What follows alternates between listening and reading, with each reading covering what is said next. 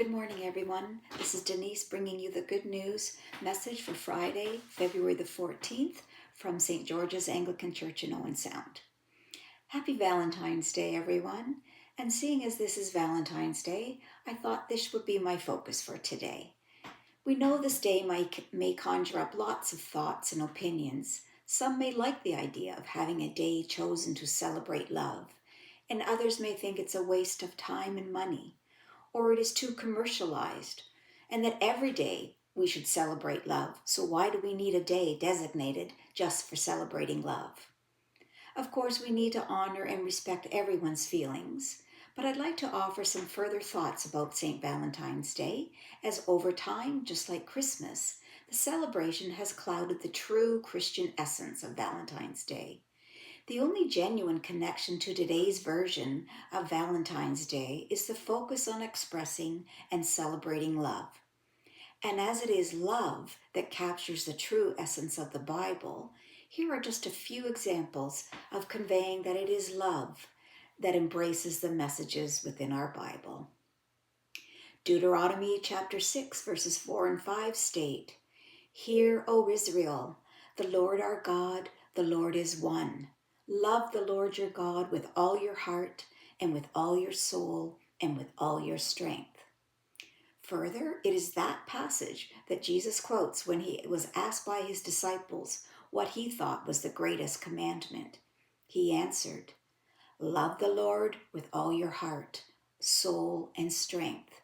This is the first and greatest commandment. The second is like unto it, love your neighbor as yourself." On the night before his death, Jesus reminds the disciples that love is the defining principle of the church, where in John 13, verse 35, Jesus says to them, "A new command I give you, love one another. As I have loved you, you must love one another. Be this all people. By this all people will know that you are my disciples, if you love one another."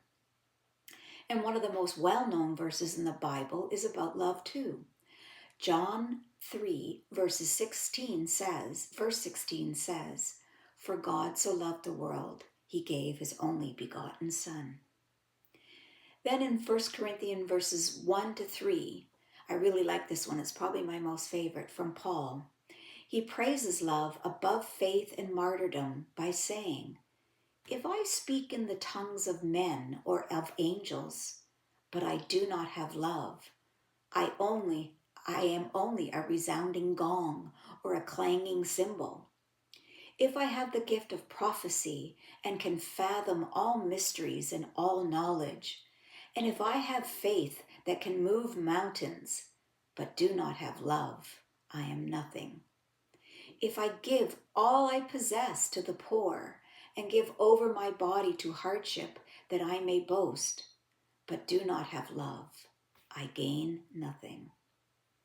Those are just a few examples of the magnitude of love in the Bible. But how does that connect to Valentine's Day? At the very beginning, I wished everybody happy Valentine's Day. Did you notice I had missed something in that greeting? Did you know that the correct greeting actually should be Happy Saint Valentine's Day? But somehow, over time, the significant word saint was dropped.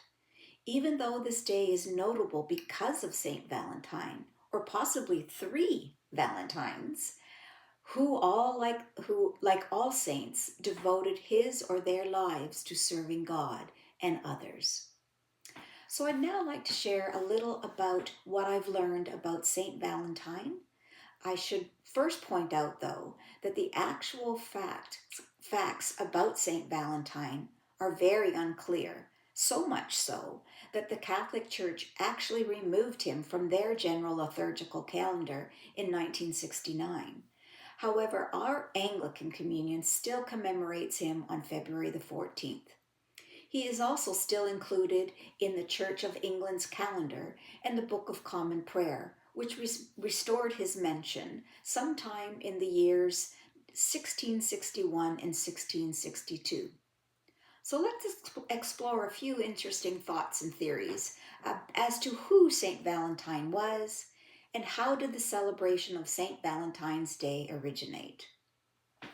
Some historians believe the day originated during the ancient Roman festival of Lupercalia, which was held annually on February the 15th. Lupercalia was a celebration of the coming of spring and fertility. Sounds pretty nice, actually. However, during those celebrations, there was plenty of brutal pagan rituals that included animal sacrifice, lots and lots of drunken disorderliness, and possibly a ritual in which men and women were paired off merely by choosing names randomly out of a jar. But then, as Christianity became more and more widespread, these pagan rituals were no longer favored, and by the end of the 5th century AD, Pope Gelasius outlawed the celebration. Some credit him for being the one to implement St. Valentine's Day, but there is no definitive proof of this. Regardless, the Christian holiday eventually overtook the horrible pagan celebration of Lupercalia. As I mentioned earlier, definitive facts specifically about who St. Valentine truly was is very unclear. But I thought I would share with you some of the most commonly accepted versions of who this patron saint of love was. It is thought he was a bishop who was martyred on February the 14th in the year 269, and Pope Gelasius instituted the feast day in the year 496. One theory is that Valentine was put under house arrest by a judge over an argument he had with him about Jesus. This judge then asked Valentine for proof of Jesus' existence by asking him to cure his daughter of blindness. Valentine ended up growing very fond of this girl, and his final act before being beaten, stoned, and decapitated was a love letter that he sent to the judge's daughter, and he signed it, "Your Valentine." There's another theory that claims Valentine was secretly performing weddings for Christian couples, and as married men at the time were not expected to go to war, he saved many men's lives. But when Emperor Claudius II found out about this, he had Valentine executed. This theory connects Valentine to the celebration of love through sacrificing his life for love. And further to that, it is the thought that Valentine gave the bridegrooms a reminder of their wedding vows by giving them heart-shaped parchment.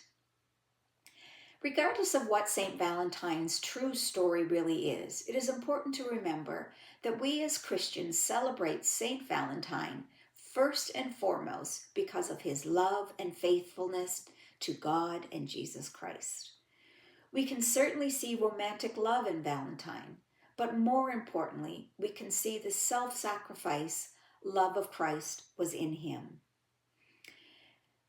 Christians remember him for his willingness to stand for righteousness in the midst of evil and persecution, even if it meant that he would have to be killed.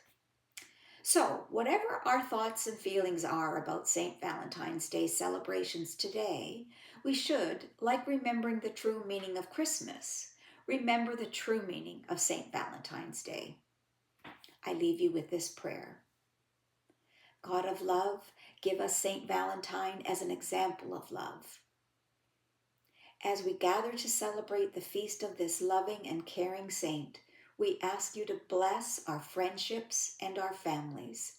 May the love and affection we share with each other always come from a sense of care and respect. Amen. So once again, happy St. Valentine's Day, everyone. I wish you God's blessings today and always. May you find great hope in the love that you have for your family and friends.